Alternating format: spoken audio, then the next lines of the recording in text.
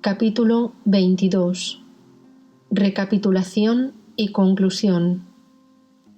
Tras la historia de Dattatreya, Parashurama siguió preguntando: Señor, ¿qué más le preguntó el Brahmin a Hemangada y qué más aprendió de él? Estaba muy interesante y quisiera saber hasta dónde llegó la conversación. Dattatreya continuó con la historia que acababa de abreviar. Vasumat le preguntó a Hemangada: Príncipe, déjame que te pregunte una cosa. Respóndeme, por favor. Yo aprendí sobre la verdad suprema primero con Ashtaka y ahora contigo. Tú eres un sabio y sin embargo estás aquí comandando una cacería. ¿Cómo es eso? ¿Por qué te implicas todavía en los trabajos ordinarios? El trabajo implica dualidad, mientras que la sabiduría es no dualidad. Ambos se oponen frontalmente. Ten la amabilidad de aclararme esto. Hemangada contestó: Todavía no se ha disipado del todo la confusión debida a tu ignorancia, Brahman. La sabiduría es eterna y natural. ¿Cómo podría ser contraria al trabajo? Si el trabajo pudiera anular la sabiduría no sería más útil ni más consistente que un sueño. En tal caso, no habría un bien eterno. Pero todo este trabajo depende de la autoconciencia. Siendo así, ¿puede el trabajo destruir la sabiduría y continuar existiendo todavía? La sabiduría es esa conciencia en la que el mundo con todos sus fenómenos y actividades se comprende como una serie de imágenes. La aparente dualidad del trabajo también es sólo un fenómeno para la conciencia no dual. No hay duda de que el hombre realiza el sí mismo sólo tras purificar su mente de todo pensamiento. Sólo entonces se libera para siempre de las ataduras. Tu pregunta es injustificada y no es digna de un sabio. Vasumat prosiguió: Es cierto, príncipe, yo también he aceptado que el sí mismo es inteligencia pura e inafectada, pero ¿cómo puede continuar inafectada si surge en ella la voluntad? La voluntad es una modificación del sí mismo y da lugar a confusiones similares a las de la cuerda y la serpiente. Escucha, Brahman, todavía te mueves entre la confusión y la claridad. El cielo parece azul a todos, ya sepan que el espacio es incoloro o no lo sepan. Incluso el que lo sabe habla del azul del cielo, lo que en absoluto implica que se halle confundido. El ignorante tiene una confusión, pero no el hombre de conocimiento. La aparente confusión de este último es tan inocua como una serpiente muerta. Su trabajo es, para él mismo, igual que la imagen de un espejo. Esa es la diferencia entre un sabio y un ignorante. El primero tiene un conocimiento cierto y un juicio totalmente despejado, mientras que el último tiene conceptos vagos y un juicio distorsionado por estos. El conocimiento de la verdad nunca abandona al sabio, por más que esté inmerso en el trabajo. Todas sus actividades son como reflejos en un espejo, siendo el espejo su sí mismo y todo lo exterior las imágenes. La ignorancia no puede afectar a nadie que haya realizado el sí mismo. El conocimiento erróneo, debido a simple ignorancia, puede corregirse mediante el conocimiento verdadero, pero el conocimiento ilusorio, debido a una falta, no se corregirá tan fácilmente. Si uno es corto de vista, la visión será borrosa y podrán darse diversas formas desenfocadas para un mismo objeto. Del mismo modo, mientras exista un karma residual por manifestarse, también ha de continuar la manifestación del mundo para el ñani, aun cuando sea solo como un fenómeno. Esto termina por desaparecer tan pronto como se actualiza, quedando finalmente tan solo la inteligencia pura. Te digo, por tanto, que nada mancha al ñani, por más que aparezca activo y observando las obligaciones. El brahmán continuó preguntando: Príncipe, ¿cómo puede quedar un karma residual para un hombre de conocimiento? ¿No se dice acaso que el fuego del ñana quema todo el karma como si fuera alcanfor? Jemangada replicó: Escucha, brahmán, hay 3 clases de karma: el maduro, el pendiente y el almacenado. Los 3 son comunes a todos los seres vivientes, sin que el ñani pueda ser una excepción. Pero para el ñani ya solo queda el primero de los 3, habiéndose consumido por completo los otros 2. El karma madura en virtud del tiempo, tal es la ley eterna. Cuando ya está maduro, debe rendir sus frutos. El karma de uno que sigue activo tras la autorrealización es neutralizado por su propia sabiduría. Este karma maduro y produciendo ya frutos se denomina prarabdha. Es como una flecha que ya ha sido lanzada por el arco y que debe seguir su trayectoria hasta que se agote su impulso original. Los entornos son solo un resultado del prarabdha. Ellos parecen lo mismo para todos, pero los ñanis reaccionan a ellos de una forma diferente y que solo depende del grado de realización. Entre los sabios con menor grado de consecución se observa placer y dolor, pero estos no dejan marcas sobre sus mentes como lo hacen en la de los ignorantes. Los sabios en el grado intermedio experimentan placer y dolor de la misma forma, pero ellos reaccionan indistintamente a su entorno como lo hace un hombre dormido ante una brisa o un insecto. Entre la clase más elevada de sabios también se observan reacciones de placer y dolor, que de todos modos son para su fuero interno tan irreales como los cuernos de una liebre. El ignorante anticipa el placer y el dolor antes de experimentarlo, lo recapitula después y sigue pensando más tarde sobre él, de modo que dejan una impresión fuerte sobre sus mentes. Los ñanis del grado inferior también experimentan el placer y el dolor como el ignorante, pero su recuerdo de tales experiencias es interrumpido frecuentemente por intervalos de realización. Así que los disfrutes mundanos no consiguen dejar impresiones duraderas en sus mentes. Los ñanis de mediano grado de consecución, acostumbrados al control de sus mentes por sostenidas austeridades, mantienen su mente a prueba incluso cuando experimentan placer y dolor, y así su respuesta al mundo es tan indistinta como la del hombre dormido. A los ñanis más elevados nada les afecta, pues después de su realización son como el esqueleto chamuscado de un vestido que todavía retiene su forma, aunque sea inútil. Del mismo modo que a un actor no le afectan realmente las pasiones que despliega en el escenario, así también el ñani, consciente siempre de su perfección, no está afectado por los placeres y dolores aparentes que le resultan completamente ilusorios en su fuero interno. Los ignorantes no son conscientes de la pureza del sí mismo. Ellos lo ven siempre distorsionado y creen en la realidad del conocimiento objetivo, siendo afectados por los placeres y dolores de la vida. Los ñanis del grado inferior realizan el sí mismo de modo intermitente, y el hechizo de la ignorancia todavía es ascendiente cuando sus inclinaciones predominan.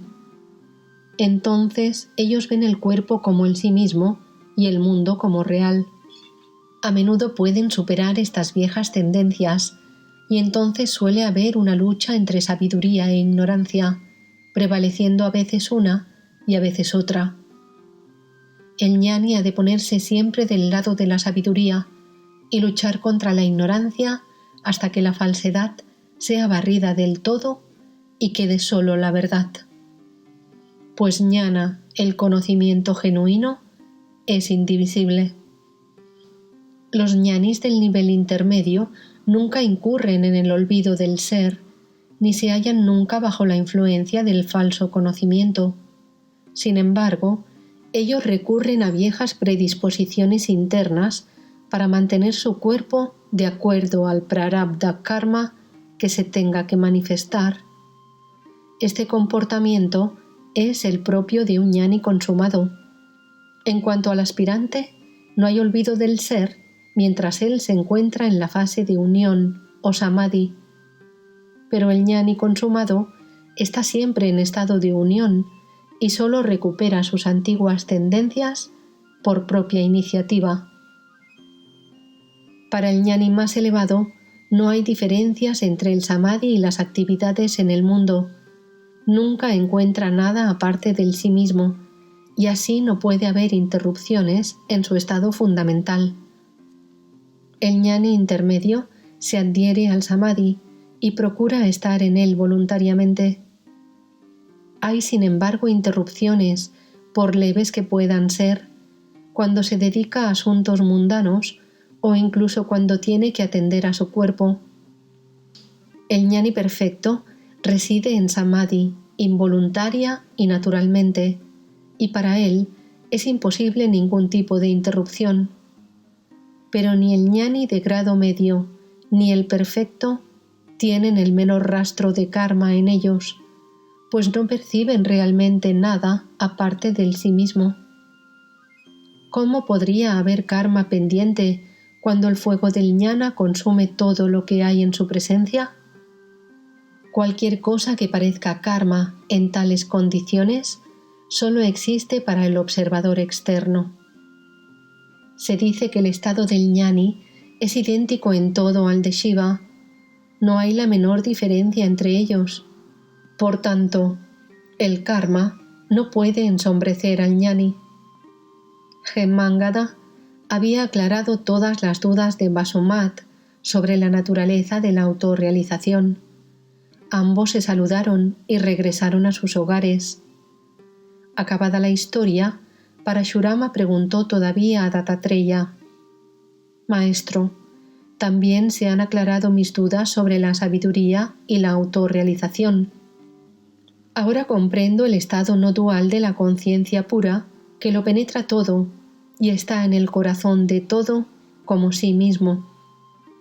Ten, sin embargo, la amabilidad de recapitular la esencia de todo este discurso en pocas palabras para que puedas siempre recordarlo».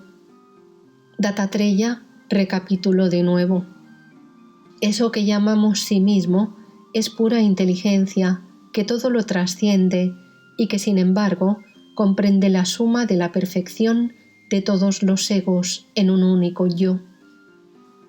Ella es independiente, pero se despliega como Maya por su propio poder.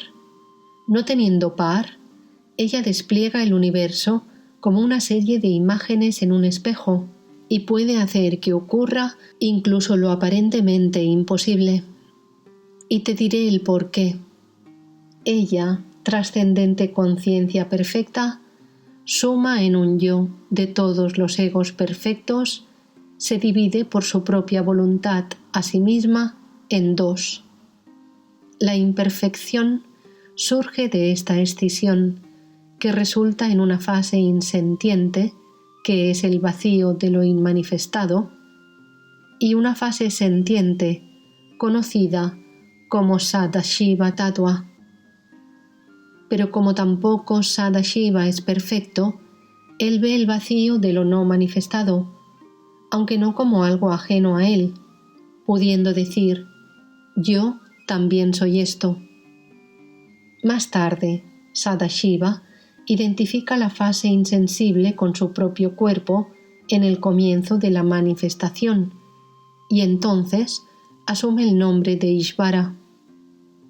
Ahora, este ego superior contaminado se divide a sí mismo en tres aspectos: Rudra, Vishnu y Brahma, de acuerdo con las tres cualidades fundamentales de la naturaleza condicionada, que a su vez se manifiestan como el universo entretejido de múltiples mundos. Allí hay incontables Brahmas, Vishnus y Rudras, creando, conservando y destruyendo su propio mundo. Este es el curso de la manifestación, pero todos ellos son sólo imágenes en el grande y único espejo de la conciencia pura. Solo son manifestaciones, pero no tienen una entidad concreta, pues nunca han sido creados. El Ser Supremo es siempre la suma total de todas las entidades vivientes. Del mismo modo que tú sientes el cuerpo y te identificas a ti mismo con los sentidos y los órganos de acción, sin que sean diferentes de tu ego, así también la inteligencia pura y trascendental se identifica a sí misma con todo, comenzando con Sadashiva para llegar hasta los más nimios gérmenes de vida, sin dejar de ser simple. Igual que tú, no puedes gustar nada sin el auxilio de la lengua, ni percibir otras cosas sin sus sentidos respectivos, así también el Ser Supremo, como Sadashiva, actúa y conoce a través de Brahma, Vishnu y Rudra, para llegar incluso hasta los gusanos. E igual que tú sí mismo consciente persiste puro y sin cualidades, aun siendo el fundamento para la actividad de todos los sentidos, miembros y órganos, así también la suprema inteligencia existe siempre inafectada, aun cuando sostiene los egos de todas las entidades vivientes en sí. Ella no es consciente de ninguna diferencia en la inmensidad del universo, ni hace la menor distinción entre las entidades vivientes y sus egos. Así, el universo brilla en ella como un despliegue de imágenes en un espejo. El brillo de la manifestación se debe exclusivamente a su reflejo. Igualmente, los individuos de este mundo, tú, yo y todos, somos sólo destellos de su conciencia. Puesto que todos son solamente fases de la inteligencia suprema, sólo eso esplenderá si apartamos las contaminaciones que suponen las formas de los objetos. Lo mismo que el espejo aparece despejado una vez que dejan de reflejarse en él imágenes, y sigue siendo exactamente el mismo por más imágenes que puedan proyectarse en él, así también la inteligencia pura persiste siempre igual a sí misma, ya se manifieste el mundo en ella o no. Esta inteligencia suprema e inafectada es una sin segundo, está para siempre más allá de las miserias y es pura felicidad. La suma de la dicha de todas las entidades vivientes adopta la forma de ella, porque es ella lo que todas desean, y ella no es otra cosa que el sí mismo, el corazón de la dicha, porque el sí mismo es lo más amado para todo ser. Es en pos del sí mismo que las personas disciplinan sus cuerpos y subyugan sus deseos, pues todos los placeres de los sentidos no son sino meras chispas de la dicha intrínseca del ser.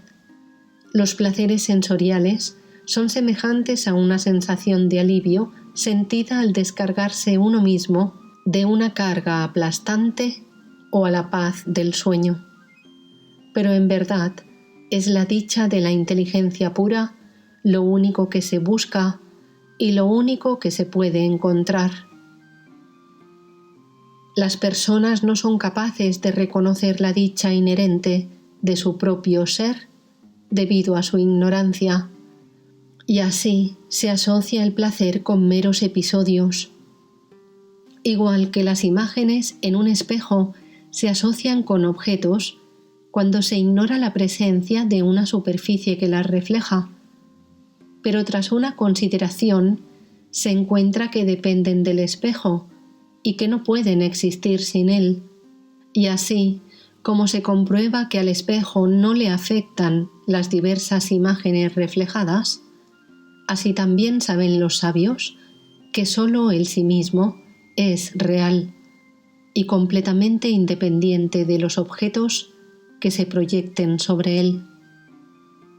La relación del universo con la pura inteligencia o sí mismo es como la de una olla y el barro, o la de un adorno y el oro de que está hecho, o una escultura y la piedra. Oh, Parashurama, la negación de la existencia del mundo no es sinónima de perfección. La negación es absurda, pues implica la inteligencia, y la inteligencia misma es lo que se despliega como el universo. Ya sea negando o admitiendo, la inteligencia sigue ahí, brillando por encima de todo. ¿Acaso puede el mundo dejar de ser por su mera negación? Del mismo modo que las imágenes aparecen en el espejo y comparten su naturaleza, así también el universo es en el sí mismo y del sí mismo, y solo es real en la medida en que es el sí mismo. La perfección de esta sabiduría es la realización de todo como el sí mismo. La inteligencia aparece en forma de objetos por su propia virtud, igual que un espejo aparece en la forma de imágenes. Esta es la esencia entera de las escrituras. No hay atadura, ni liberación, ni aspirante, ni proceso de realización. Solo el principio trascendental de la conciencia subsiste en los tres estados del ser.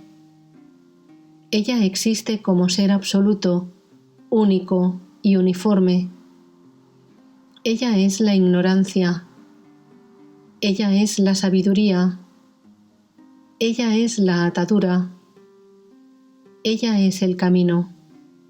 Y ella es la liberación. Esto es todo lo que necesitamos saber, entender y comprender. No hay nada más. Te lo he dicho todo con el debido orden. Finalmente el sabio Haritayana concluyó: Oh Narada, el hombre que conoce esto como es debido está más allá de la miseria. Esta es la sección que hemos dedicado a la sabiduría, profunda y sutil, tanto para la razón como para la experiencia. Si alguien no adquiere sabiduría después de leerla o escucharla y sigue revolcándose en la ignorancia, no puede ser muy diferente de las piedras. Incluso si solo la escucha una vez, se habrá hecho más sabio y su sabiduría ha de crecer con el tiempo. Las faltas y los obstáculos a la sabiduría desaparecerán leyéndola y el fuego del conocimiento alboreará escuchándola. Escribirla, sopesarla y discutir sus contenidos por este orden destruye el sentido de la dualidad, purifica la mente y revela la verdad imperecedera. Ella recibe el nombre de emancipación cuando se la realiza como el sí mismo de todo. De otro modo, ella solo es conocida como la atadura. Ella es la única conciencia a través de los tres estados del ser, sin que ellos la afecten en nada ni la interrumpan. Ella es el sonido, la palabra y el valor de la sílaba Rim.